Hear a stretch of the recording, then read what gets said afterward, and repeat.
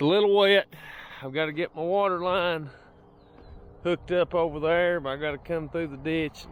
Anyway, it's a little wet, so I'm gonna load the machine up, take it home, and service it today. We've got 101 hours on it.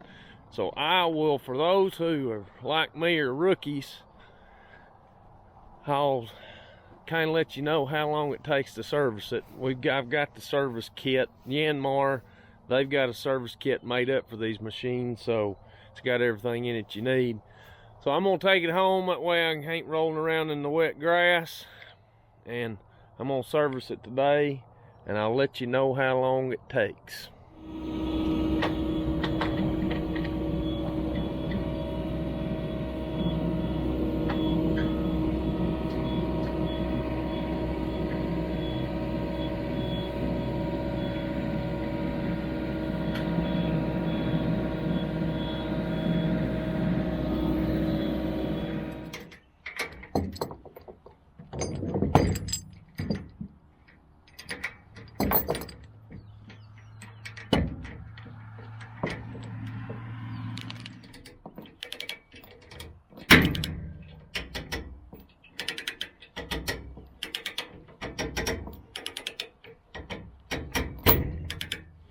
Tell you something I did a couple years ago was to just hauling equipment.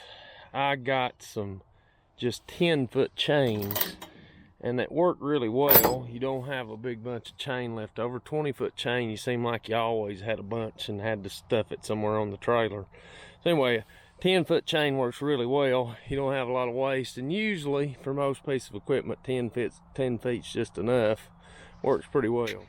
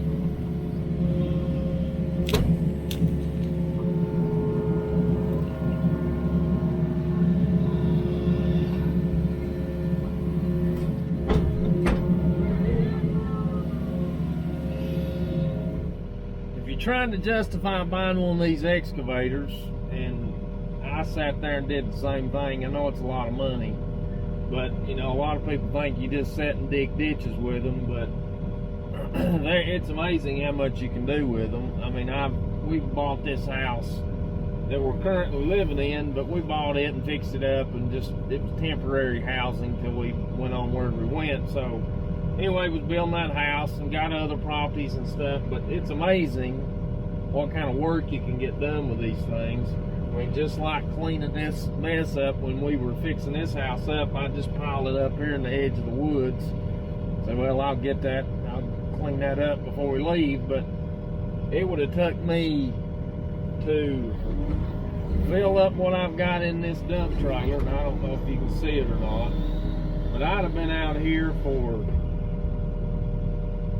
3 or 4 hours getting all that picked out of there and getting that cleaned up. And anyway, it's just they're handy machines, and they're not just for digging ditches. You can do a little bit of everything with them. So if you're on the fence, obviously don't go out and put yourself in financial trouble to buy one, but if you're on the fence, you can find a bunch of ways to justify them.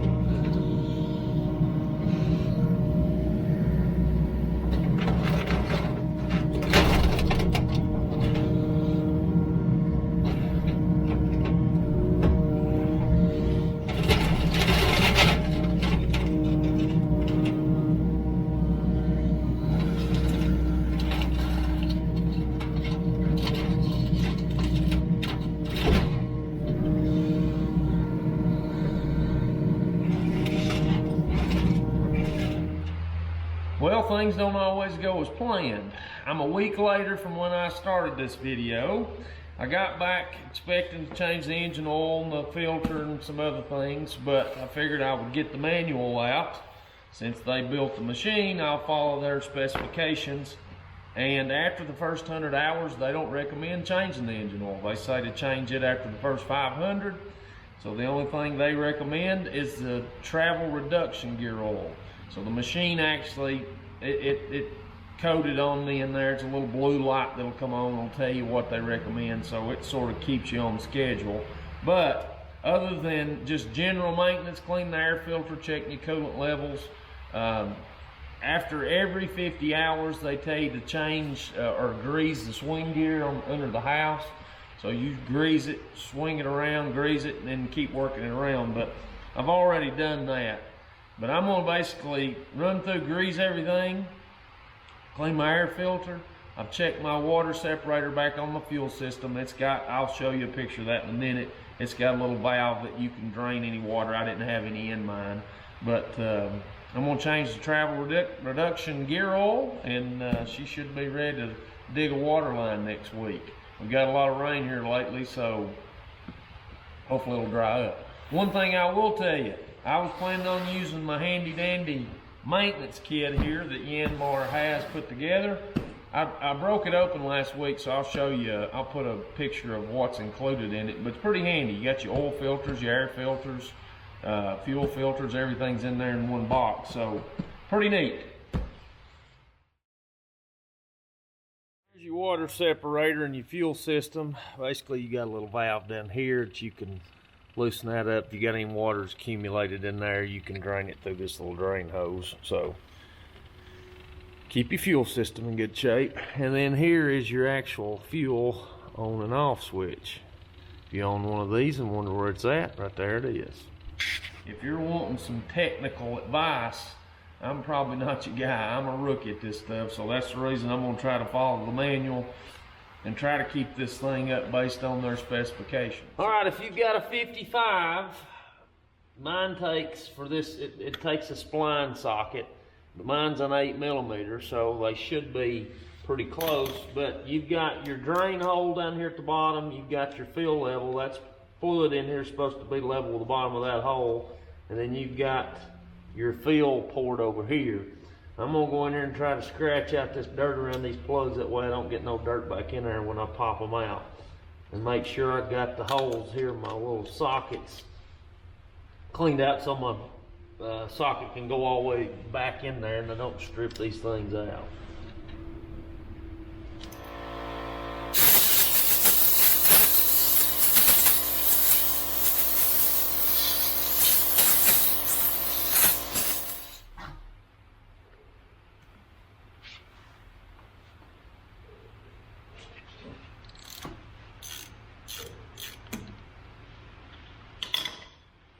Alright, I made me a little makeshift catch basin. It's pretty tight underneath that motor, so anyway, I just cut the end of that a little base, or out of a little.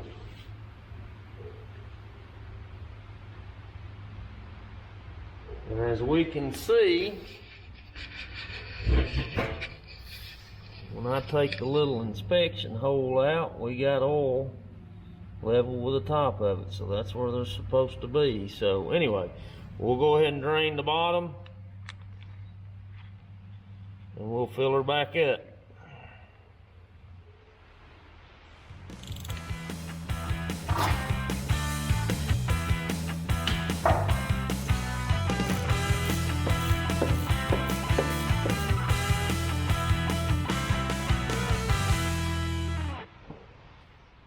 I'm going to go ahead and take this one back out and let it have a little vacuum so it can, or have a vent rather. That'll come out a little better. Alright, got everything drained out. I've got our drain plug put back in, so this is our working level where we need to fill it back to.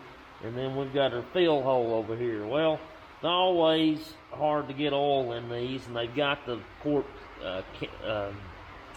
jugs or cans that's got basically the nipple on it. You can squirt it in, but these take, the manual says it takes 1.27 quarts, so I was going to be a little shy.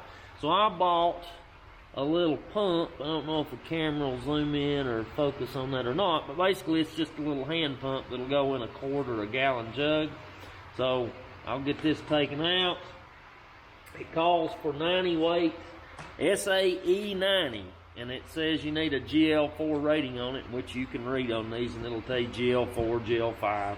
But anyway, I've got the oil to go back in it. I'll hook my pump up. We'll pump her full, pump everything up till it comes out her hole, and we'll move on to the next side. I will tell you, it don't screw down on my lid, but it still works. You can rest it on the side. That's a lot easier than trying to wrestle that in there with a funnel. Alright, if you can see, I got the oils. I've made it up to my fill hole, so there it comes. So I'll go ahead and stick our plug back in, and we'll be good to go.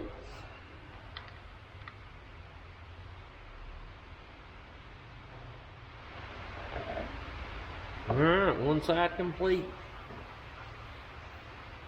All right, I got both sides changed. Now I need to go in here and I'll show you on these machines. Once you turn your key on, it's going to pop up a little blue icon up here. Basically, I think I called it a warning earlier, but it's just an information light. So if you come down here, it's got the information button. You click it, it'll tell you travel reduction gear oil. I've got 104 hours on the machine, and it's set to be changed at 100 hours. So what I'm going to do from here is I'll come to the menu, then I'm going to come down here to maintenance, select it. They'll give us basically our schedule. So engine oil, I'm at 104 hours of 500. Oil filter 500, hydraulic oil. It gives you all the timelines in which you are supposed to service. So I'm going to come down to gear reduction oil, and then I'm going to hold it down and set it,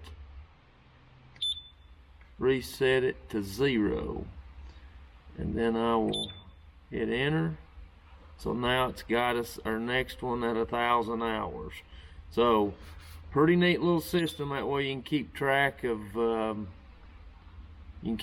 what you got, and that way you ain't got to keep it wrote down in the logbook. But anyway, that's the first major service. Got that changed. So I think there's something called for 250 to do something, and then 500 and then 1,000. So I'll bring you back along as we get further down the line. But I appreciate you watching. Catch you later.